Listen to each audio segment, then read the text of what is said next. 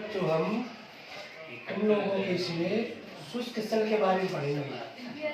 शुष्क सेल, तो शुष्क सेल में सबसे पहले क्या पढ़ेंगे, इसकी बनावट के बारे में पढ़ेंगे, बनावट। दूसरा इसमें पढ़ेंगे जो इसमें अभिक्रियाएं होती हैं, तो अभिक्रियाओं के बारे में पढ़ेंगे कि इसमें कौन कौन सी अभिक्रियाएं होती हैं जो एनोड और कैथोड पर होगी। क्योंकि जो इसकी सेल है उस सेल में तीन चीजें अवश्य होंगी। क्या क्या? एनोड, कैथोड और विद्युत अपघट्य, तीनों मिलकर ही रासायनिक क्रिया संपन्न करते हैं। तो दूसरा हो गया अभिक्रियाएं, और तीसरा होगा इसका वर्णन। तो ये तीन चीजों पर हम इस सेल का वर्णन करेंगे, शुष्क सेल का। इस शुष्क सेल में सबसे पहले आपको क्या करना है कि एक ग्रेफाइट की छड़ लेना है। ये ग्रेफाइट की छड़ कैथोड का काम करेगी और इसके ऊपर एक जिंक की कैप लगी होगी जो एनोड का काम करेगी। इस सेल में ऊपर और नीचे जिंक का ही एक प्लेट होगा जो आपस में जुड़ी रहेगी, और इस ग्रेफाइट के छड़ के चारों तरफ यहाँ पर MnO2 और कार्बन का पेस्ट भरा होगा, मैग्नीज डाइऑक्साइड प्लस कार्बन, तथा इसके चारों ओर यहाँ पर विद्युत अपघट्य के रूप में NH4Cl और ZnCl2 का पेस्ट भरा होगा। यहाँ भरा होगा NH4Cl, नौसादा कहलाता है, अमोनियम क्लोराइड, तथा ZnCl2, इनका पेस्ट भरा है। इसको अब चारों से कागज के मुद्दे से बढ़िया सजा देते हैं और इस सेल का नाम लिख देते हैं, और इस प्रकार ये सेल बन जाता है। इसमें क्या है, ग्रेफाइट, यहाँ पर है रेडियम की टोपी। ये हो गया इसका बनावट सेल का। आगे समझ। अब इस सेल की बनावट के बाद अब इसकी हम अभिक्रियाओं पर ध्यान देंगे।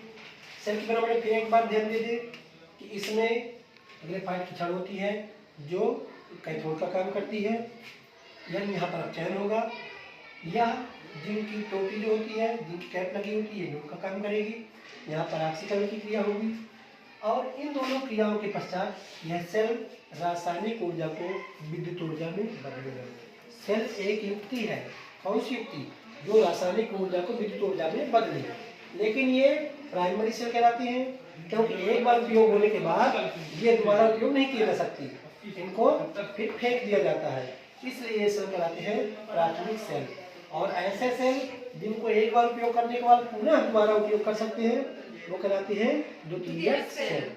ये ड्राई सेल यानी शुष्क सेल कहलाते हैं प्राथमिक सेल। अब इसमें अभिक्रियाएं कैसी होती हैं, अब अभिक्रियाओं के बारे में जानेंगे। अभिक्रियाएं सबसे पहले हमने बताया कि जो जिंक है यह इलेक्ट्रॉन त्याग करके और Zn आयन में टूट जाएगा। Zn सॉलिड है, ये इलेक्ट्रॉन रिलीज करेगा और Zn2+ आयन +2E- बनाएगा। जब कोई धातु इलेक्ट्रॉन त्यागती है तो यह ऑक्सीकरण की क्रिया होती है। कौन सी क्रिया होती है? ऑक्सीकरण हो गया। इन इलेक्ट्रॉनों को जो ये इसमें भरा हुआ है NH4Cl नौसादा, इसका अमोनियम आयन और क्लोराइड आयन में टूट जाता है, तो यह अमोनियम आयन इन इलेक्ट्रॉनों को लेकर के और अपचयित हो जाएगा। तो यह NH4+ आयन दो इलेक्ट्रॉनों को लेगा, तो जब ये दो इलेक्ट्रॉनों को लेगा तो इसको भी बैलेंस कर दो, दो अमोनियम को लेवल कर दो, और ये बनाएगा अमोनिया गैस NH3+H2। इस प्रकार यह बैलेंस कर लेंगे समीकरण को। तो यहाँ हाइड्रोजन 2 6 2 8 2 4 8 सब बैलेंस है। ये हो गया अपचयन अभिक्रिया। अपचयन इन दोनों अभिक्रियाओं को यदि हम जोड़ देंगे तो सामूहिक रूप से अभिक्रियाएं हो जाएगी ZnS plus 2NH4 plus ion arrow 2NH3 plus H2 gas. इस प्रकार यह जो अमोनिया बना, ये अमोनिया गैस की सांद्रता यहाँ बढ़ जाएगी। तो यह अमोनिया गैस की सांद्रता बढ़ ना पाए, इसलिए यह इस Zn2 प्लस आयन से क्रिया करके Zn2 प्लस आयन से क्रिया करके संकुल यौगिक बना देगा। क्या बना देगा? संकुल यौगिक, और बन जाएगा ZnNH3 का होल ट्वाइस। इस प्रकार डाईएमीन जिंक का लवण बन जाएगा। साथ ही जो हाइड्रोजन गैस है, यह हाइड्रोजन गैस भी ऑक्सीकृत हो जाएगी MeNO2 के साथ। H2 प्लस MeNO2 ऑक्सीकृत होकर बना देगा MeN2O3 प्लस H2O।